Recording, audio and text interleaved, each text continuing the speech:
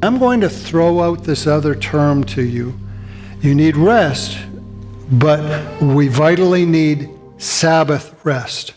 You don't even hear that term too much in modern day Protestant circles in evangelical church. We tend to dismiss rest altogether, and Sabbath rest we tend to dismiss, and much to our peril, because when it comes down to Sabbath rest, when we look at what this is in a minute, this is why pastors burn out.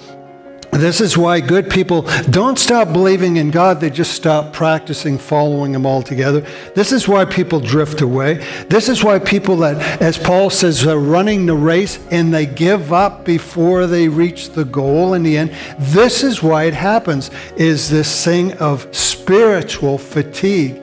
Man, if there's something we need to talk about, not just for moms and not just Christian moms, but everyone who is a follower of Christ in this race, is this thing called Sabbath rest. When I use the word, you probably go Old Testament. Oh, Sabbath, you're talking that Old Testament stuff, and you tune out. But what if I told you the idea of Sabbath rest was in fact the most New Testament concept you could think of, even though it originates in the Old Testament? We are designed with a desire for rest in the perfect place. Not in the legalistic sense, but we're designed for rest. When Christ did His work, He became the rest. Don't miss this point. Sabbath rest is no longer a day. It is no longer a law. It is a person. Rest is a person.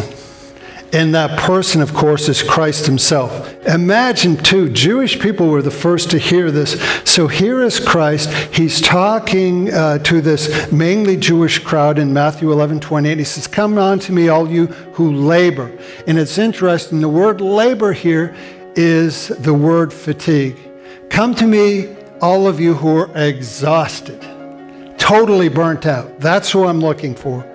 And who are heavily laden, whole other word used here, which means overburdened or in a state of anxiety, including spiritual anxiety.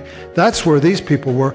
They were trying so hard to approach God through the laws and through the details and through their own I'm trying to be good thing, that they were just filled with anxiety. There was no rest in God. They were anxious. Am I good enough?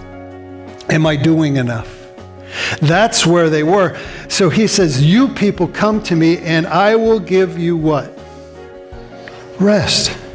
The person of Christ gives the rest. Your rest will not be simply from laying on the couch or whatever. It will be in the person of Jesus Christ. Sabbath rest is rooted in the Old Testament, and yet there's no concept that's more New Testament. Sabbath rest is holy, and yet it was made for man. Sabbath rest is in the person of Christ, and yet the evangelical church, who says and shouts with joy that they have a personal Savior, and yet don't go to the person for rest. You are designed to work in a certain way, and the Sabbath was made for you, and you have a 6-day battery running in there, in yourself. The Sabbath rest. Do we get what we need in order to do what we need?